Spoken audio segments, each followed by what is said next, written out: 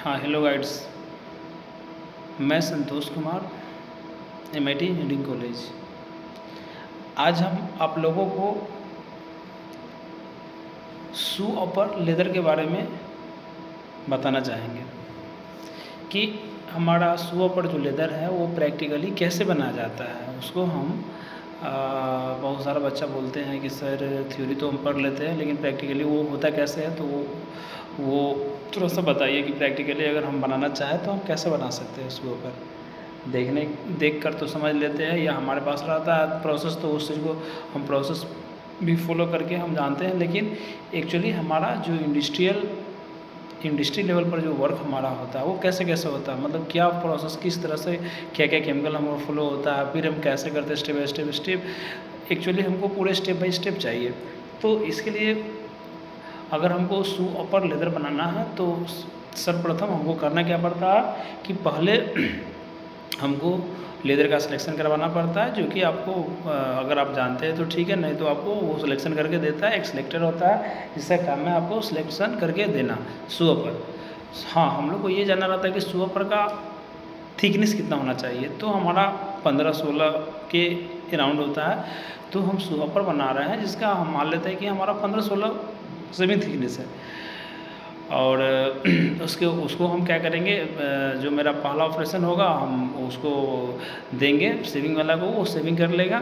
Shaving करने के बाद हम ट्रिमिंग करवा लेंगे। ट्रिमिंग करवाने के बाद हम क्या करेंगे कि उसको वेट कर लेंगे, वेट के अकॉर्डिंग उसको हम ड्रम में ले लेंगे।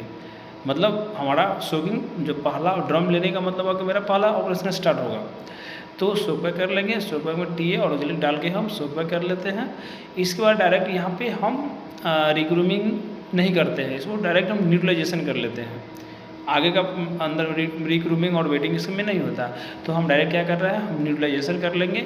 न्यूट्रलाइजेशन करने में हमको क्या क्या जो न्यूट्रलाइजिंग एजेंट है, जैसे VNG हुआ, सोडियम फॉर्मेट हुआ, सोडा हुआ, ये सब डाल के हम इसका क्या करेंगे, हम न्यूट्रलाइजेशन कर लेंगे। न्यूट्रलाइजेशन में pH थोड़ा कम रखेंगे क्योंकि हमारा शू लेदर है, तो 4.4 होना चाहिए, 4.5 के अराउंड होना चाहिए। तो हम 4.4 से 4.5 हम ले लेंगे। अब क्या करेंगे हम आगे फिर हमारा जैसे ही न्यूट्रलाइजेशन हो जाएगा, फिर न्यूट्रलाइजेशन के बाद हम क्या करेंगे, आगे बढ़ जाएंगे। आगे हमारा होता है रिटेनिंग। तो रिटेनिंग में हम ZY डालते हैं और बहुत सारा है, जैसे DBN है। बहुत लगभग हमको शू अपर बनाने के लिए 25% सिंटन का ज़रूरत पड़ता है। 20 से 25% सिंटन का ज़रूरत पड़ जाता है। तो हम वहाँ पे सिंटन डाल देते हैं। सिंटन डाल के 1.5 घंटे चलाते हैं। सिंटन के साथ ही हम डाई का भी यूज करते हैं, क्योंकि डाई सिंटन के साथ ही डाई जाता है, ना कि फैट के साथ जाता है। तो हम हमेशा क्या करेंगे, जैसे हम प्रैक्टिकली बनाएंगे ड्रम में, तो सिंटन जैसे हम 1 से 2% हमारा ZY जाता है, जो लिक्विड फैट लीकर होता है। उसको चलने के बाद हम क्या करते हैं कि सिंटन डालते हैं, जो जितना मतलब मान लीजिए 20% हमको डालना था, 20% वजन करके हम डाल देंगे। 5 से 10 मिनट चलेगा मेरा सिंटन। उसके बाद हम डाई को घोंट और साइड से दे देंगे उसको। तो ये हमारा 1.5 घंटे का प्रोसेस होता है। उसको हम चेक करते भी हैं। चेक करते हैं तो हमको वहाँ पे देखना होता है कि डाई पेनिट्रेशन हुआ कि नहीं। उसके लिए हमको क्या करता है, रैंडमली कोई एक लेदर को निकालना पड़ता है, उसका नेक पोर्शन को काट के हम चेक करते हैं। 1-2 को भी हम चेक करके, एक से भी हमको पता चल जाता है, नहीं तो 2-4 हम देख लेते हैं रैंडमली कि हमारे पास जस्ट काटेंगे, देखेंगे कि अगर थ्रू एंड थ्रू हो गया है तो समझ में आ जाएगा कि मेरा पेनिट्रेशन हो चुका है, हम आगे बढ़ सकते हैं। नहीं तो हम उसको और चलने के लिए छोड़ देंगे।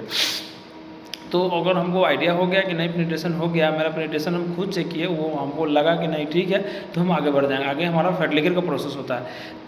फैट लीकर प्रोसेस में क्या होता है कि हमको फैट डालना रहता है। तो फैट हम वहाँ पे बहुत कम मात्रा में डालते हैं, 5 से 6%, 5, 5.5 या 6 के अराउंड हम फैट लीकर डालते हैं। फैट लीकर डाल के 1-1.25 घंटा, 1 या 1.5 घंटे चलाते हैं। फैट लीकर मेरा प्रोसेस कंप्लीट हो जाता है।